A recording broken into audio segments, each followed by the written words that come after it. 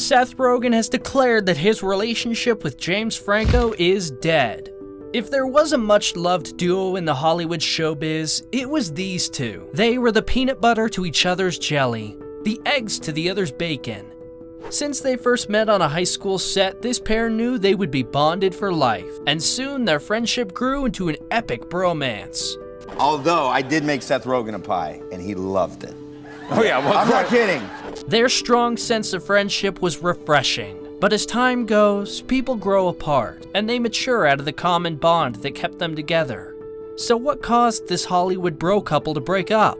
Before we get into that, make sure you subscribe to the channel and click the notification bell if you like to be the first one to know what's on the Hollywood scene. Seth has always had a close relationship with Franco. They both rose to fame on the classic television show Freaks and Geeks. Once they realized their undeniable chemistry, they formed a professional bond, starring in each other's films, building successful careers together. They were inseparable. But Seth Rogen was willing to sacrifice that bond when he began to realize the kind of man his longtime friend turned out to be. After years of sexual allegations, which Franco did not own up to, his good friend Seth decided he could no longer defend his behavior. Young women from Franco's drama school, Class 4, came forward, accusing the actor of using his power as leverage to assault them. The actor is said to have promised many successful careers in the industry. There was one particular instance that left the students horrified. Franco allegedly asked the females in the class to take their tops off if they wanted a role. One student was over the moon after being cast in a James Franco film, but things took a different turn when the young actress realized her character was mainly involved in a sex scene. When the time came for the deed to be acted out, the young girl says Franco removed the protective covering on her body and, well, the rest of the scene in what appeared in the movie was not an act. He's definitely got two personalities. And that doesn't mean he doesn't have a great sweet side, but when he has his other side, it's the complete polar opposite. Rogen, who had previously supported his friend amidst accusations, regretfully apologized and clarified where his relationship stands with Franco. I also look back to that interview in 2018 where I comment that I would keep working with James, and the truth is that I have not, and I do not plan to right now. Although the beginning of their friendship seemed to be a Hollywood version of carefree frat brothers, it seems they have grown in separate ways, and their morals are beginning to clash. Seth Rogen's character was questioned in the past by the public when he starred in a film that his co-star later criticized as being sexist and painting the women as, quote, shrews, humorless and uptight. But what shocked fans was his SNL skit that made light of the sexual allegations Franco was accused of in 2018. To make myself feel better, I decided to prank James Franco. I posed as a girl on Instagram. Told him I was way young. In 2020, the world began to see a different side to Rogen. Tons of issues came to light during the pandemic, and the Neighbors actor was not afraid to speak out and let the world know what he won't stand for. In an Instagram post, he encouraged anyone who found his Black Lives Matter post controversial to unfollow him. So when Franco's behavior seemed to not align with the actor's values, he didn't hesitate to speak up either. The 39-year-old actor has now realized his mistakes and is trying to right his wrongs by standing up for women, as he wishes he had done long before.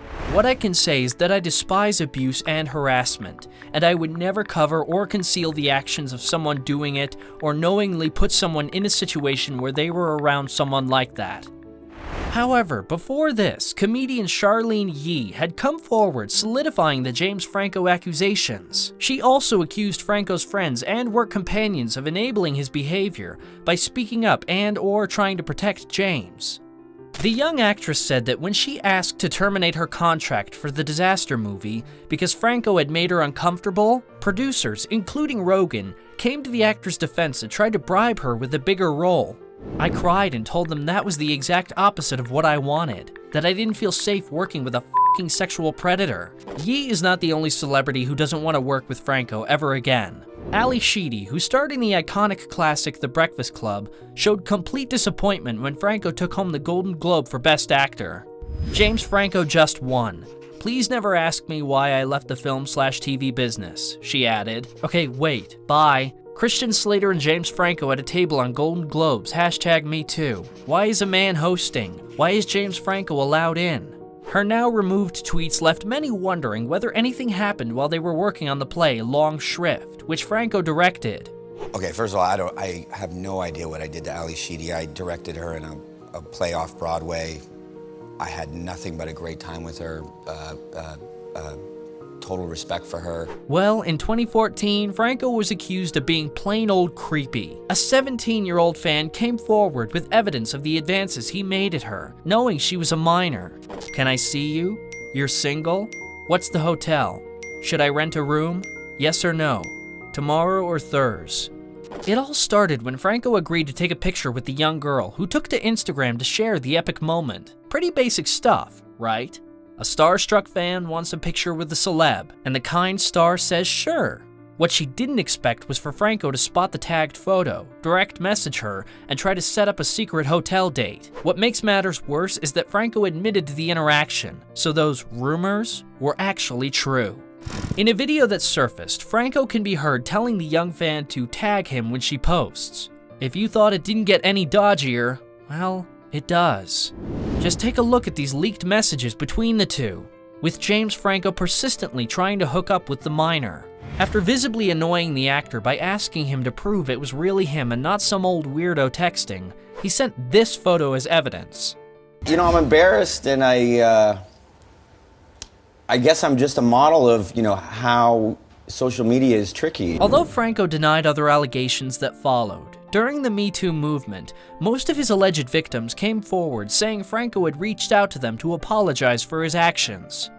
Saying one thing in public and doing another in private left many fans questioning Franco's character and whether he was being honest in denying the rumors made against him. It's hard to believe anyone would apologize for something they had not done.